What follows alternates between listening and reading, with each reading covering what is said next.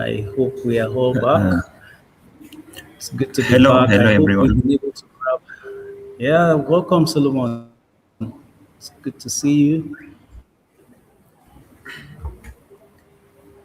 Yeah, I believe we grab a cup of tea or coffee or biscuit to start with Solomon Baye now. He's from Ethiopia and he will be talking to us about beyond compliance. He's one of our security experts. And you have the floor now, Solomon. Thank you. Thank you very much to you. Yeah, Solomon, you have My,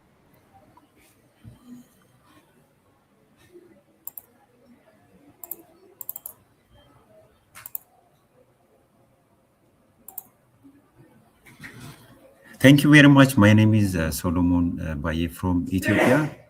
I am an information security architect working at Ethio Telecom. Even if I am a recent practitioner on these domains, I have an opportunity to work as for enterprise architecture for the big firm with another team members as a consultant. And also we applied for our own company this enterprise architecture and enterprise security architecture based on this SABSA and TOGAF framework. So today I really pleased to be a speaker for this enterprise architecture conference. My topic is about the beyond compliance, architecting cyber resilience for Africa's mobile money with SABSA and TOGAF. First, let's see how Africa mobile money ecosystem looks like. Africa is undisputed global leader in mobile money, a position it has held for over a decade. According to the GSM Mobile Economy Africa 2025 report highlights the mobile money technologies and services generated around 7.7% of Africa GDP in 2024, which is equivalent to 220 billion of economic value added. So this is not just about technology, it's about empowerment, and mobile money has become the primary financial rail for millions, enabling everything from peer-to-peer transfer to international remittance, merchant payments, access to credit. To understand the security challenge, we must first appreciate this complexity of ecosystem. It has evolved for beyond simple P2P transfers into a vibrant, interconnected digital market.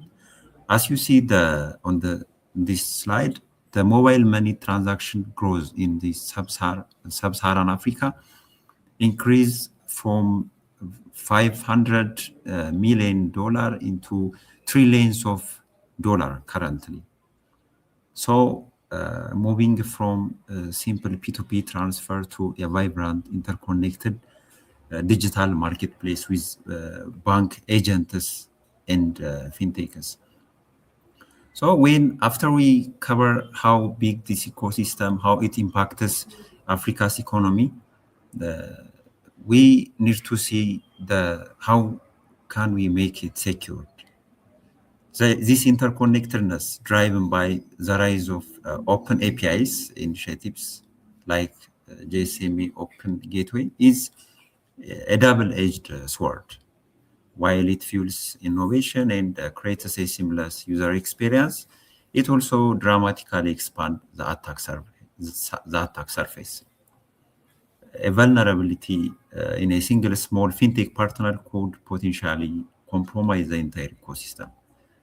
This is why a holistic architecture-driven approach to security is no longer optional. It is essential for survival. So in this ecosystem, we are fighting the forefront war. The front door, the API surface, the human element, the insider trait, and also the foundation for the core. So this forefront, we need to protect this ecosystem from these four fronts. The first one, the front door, the API attack surface. Here, APIs are the lifeblood of modern mobile money ecosystem, enabling the seamless integration of third-party services. They are also the new front door for attackers.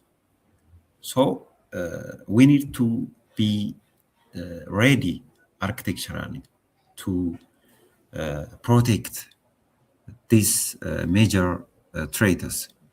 So to withstand these things, these traitors, compliance is not the only solution. When we say beyond compliance, compliance is the floor, not the ceiling. For example, in mobile money scenario, complying with PCI DSS or other ISO doesn't ensure we are protected from all attacks. So that here it comes, this architecture, the TOGAF and SABSA integration is crucial. When we see the compliance illusion, the compliance is like the snapshots. Point in time, it's audit-based checks that capture a single moment in time. It is a minimum bar, not the ceiling, meeting this baseline regulatory requirements. And also it is reactive approach, codifying lessons from yesterday battles. We can take this analogy, the building code versus the earthquake. When we try to build some civil architectural building, we may align with that national building code. That national code may be first drafted 20 years ago. It may not reflect the current scenario. After we build our house, we may face the earthquake, which is identified within recent years. So our architecture need to be future ready, not only compliance driven. It needs to be resilient. It needs to be continuous with persistent state of readiness and adaptation. As much as possible, it needs to take the optimal state tailored to specific high-stake risks and business context, and also proactive, ready for tomorrow threats and new emerging threats. So the strategic shift from this prevent to resilient will be achieved by following this major principle, the zero trust architecture, which is talking about never trust, always verify. Whenever it's internal or external, it needs to be verified. For example, mostly when a person enters the internal network, we just provide the privilege to access other things also. But this approach doesn't work in zero trust architecture. We need to always verify. If it tries to access some critical things, we are going to escalate it. But whenever we do this architecture work, we need to do it without influencing the usability also. We need to balance the usability and the security also here. When we come to this defense in depth, using layered security for each layers, protecting our perimeter, protecting our data, protecting our application. We need to ensure single point of failure need not to compromise our system. If there is a single point of failure, the other needs to overtake. So that's the main idea of defense in this. And also the assume breach, architecting with the mindset that an intrusion is inevitable. Focus on blast radius reduction and rapid detection. Assume breach, build our architecture assuming we face a breach. Without facing the real breach, we assume breach and build our system on that mindset. So here it comes, the integration of this enterprise architecture and security architecture. Here we can see how we can transform from tactical security to enterprise security architecture. The common security approach, it is about ad hoc implementation of security tools and controls. Its characteristics are tool-driven and reactive, isolated solutions, compliance-focused, and no alignment to business. The challenges here are silos and integration issues, high long-term cost, security gaps and risks, limited business value. Overall, this is a tactical and fragmented, and this is the common security approach in many industries. What is enterprise architecture? It's a structured framework aligning IT processes and technology with business strategy. The key benefits are is business IT alignment. Our IT needs to be driven by our business. Our investment should be on the right business pain point. Standardization and integration, technology governance, and reduced complexity. Overall, it is strategic and unified, this enterprise architecture. What is this enterprise security architecture? Enterprise security architecture is embedding security capabilities aligning with business risk and enterprise architecture. The famous framework for this enterprise security architecture is SABSA, which is Shrewd Applied Business Security Architecture. The two frameworks have common approach, both talking about business-driven approach. The two frameworks even agreed to release the white paper in 2011, which is SABSA and TOGAF integration. And the key benefits of this enterprise security architecture is risk-driven security. The technical solutions comes after the doing our risk analysis for our business. So our investment needs to address very critical risks instead of just tool-driven and just vendor-driven approaches. We invest based on our high risks. Integrated security capabilities. Securities are integrated in every layer. They are built in, not bolted on. They are not afterthoughts. They just start from the very beginning. And policy, processes, and control alignment. And also secure the digital transformation. And also the cost-effective protection, the key benefits of ASA. So it's overall business-driven and resilient approach. The blueprint integrating SABSA and TOGAF, which is a white paper, you can refer this.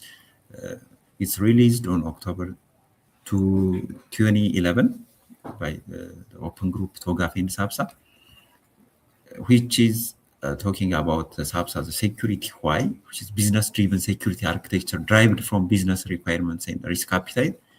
And TOGAF is the architecture how, the industry standard for developing enterprise architecture through structured iterative methodologies. So the architect and the security engineer, security is designed into the skyscraper's blueprint from day one, not bolted on afterthought. So these two frameworks can work together effectively. In SABSA, there is strategy and planning. This part consists contextual and conceptual security architecture. It can be aligned with TOGAF preliminary and phase A, which is architecture vision. In strategy and planning, we establish the security stakeholders, business drivers, and overarching architecture vision. Define this risk appetite, attribute profiling. Then we will go to this architecture design after we finish the foundation, which is the strategy planning. So it can be aligned with this TOGAF approach. On the design part, which is in the TOGAF phase B, which is business architecture, formulates the business risk model, security domain model, security policy architecture, and enterprise trust framework. And also we architect logical information system, services, and physical technology mechanism. And we will do the gap analysis. On the third stage, we will go to the solution implementation. In the TOGAF, here opportunities in phase E, select distinct component layer security technologies. For example, IAM, WAF, SIEM, based on the enterprise control frameworks. And this migration, which is covered in TOGAF, and quality assurance covered in this part. The fourth part is manage and measure. Here in SABSA, we need to manage and measure using the governance and change within TOGAF and performance monitoring. So these two frameworks can work together. So when you come to the reference architecture for secure mobile money, we need to consider these four tiers. The first one is the consumer tier. The consumer tier consists the secure app hardening, biometric, multi-factor authentication, user education against social engineering. So we need to conduct these things to secure our consumer tier. The second one is the access tier. The access tier is which consists the API gateway. So we use this OpenIDC, OAuth, WAF, and different DDoS mitigations for perimeter defense. The third one is the security tier. Here it is our security operation and fraud management. In this tier, we use SIEM, SOAR for analytics, for automatic response, SOAR, and privilege access management. And the fourth one is the main core, the core tier of the mobile money ecosystem. Here with encrypted ledger, transaction integrity, and robust disaster recovery. Finally, I try to put some POC modeling using the Archimate. Like I mentioned before, we are fighting the forefront war. One of it is our API. So I try to do this POC, architecting the super app ecosystem. Here we can see see the different layers. The first one is the contextual, or in TOGAF, the preliminary and phase A. So here we need to we see what is our business driver, what is our business strategy. Here we can see the super app ecosystem expansion. As a business person, this is a business requirement. I want to expand my ecosystem. I want to integrate to different third parties, banks, fintechs, via APIs. But this strategy also creates this straight landscape. So we analyze. There is a concept called attribute in SABSA. We align with also this attribute can be expressed like requirement in enterprise architecture. So for this strategy, we align with attribute high integrity and always available. So for these attributes are our assets. Here we are talking about our assets are our business drivers, goals, objectives, and we need to start from our operational risk instead of common approaches, doing risks for our technology, servers, database. Here the approach is to do the risk analysis for our operational risk. Then after we analyze our assets vulnerability, what impact our value. Here our value is digital trust and regulatory license. Then the impact will be systematic wallet runs and sanctions. Then we are coming with, after doing this risk analysis, we are coming with this risk, which is front door API exposure risk.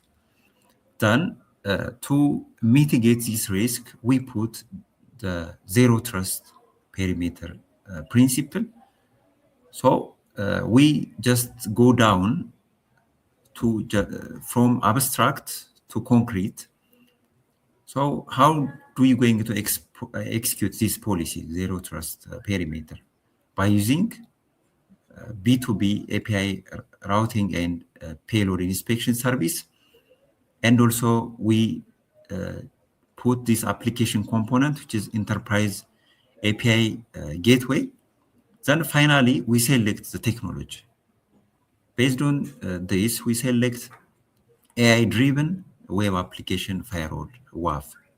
So if we are asked, why do we invest on this technology? We can justify, we purchase this technology to enable our business, to expand our ecosystem. So our investment directly aligns with the business strategy. This is all I have. And the final message I want to send is, for CXOs, shift your focus from compliance budget to resilience strategy. Invest in architecture that protects the business, not just the checklist. And for the architect, adopt the SABSA TOGAF integration as your standard. Design security into the fabric of enterprise from the start. Thank you very much.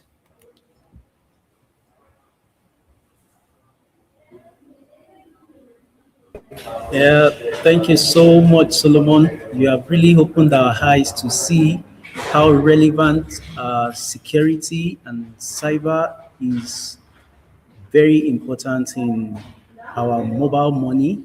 This is strictly talking to our banker friends or people in the banking industry. We are so educated right now about how much we need to be compliant security wise in whatever EA we are going to deploy. Thank you so much, Solomon.